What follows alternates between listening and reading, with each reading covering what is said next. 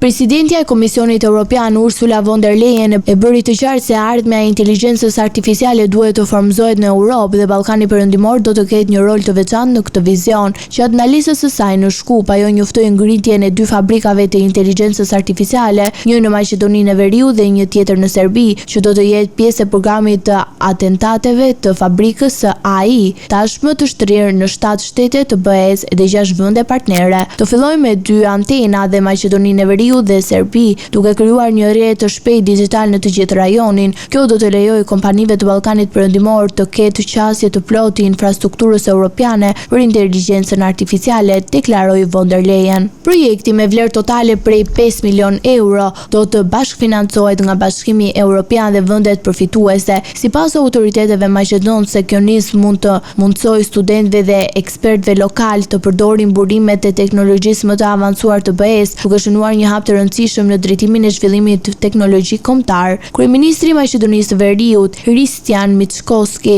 e cilësoi nismën si një lajm të shkëlqyer për qytetarët e vendit, që do të hapë dyert për bashkëpunim dhe inovacion evropian. Por krahas premtimeve, Ursula von der Leyen solli edhe një mesazh të qartë politik. Brukseli mbetet i përkushtuar në mbështetje e rrugtimit të Shkupit drejt BE-s, po kërkojnë që vendi të bëjë ndryshimet kushtetuese të kërkuara. BE-ja është gati t'ju ndihmojë, por topi tani është në fushën tuaj, u shpreh ajo.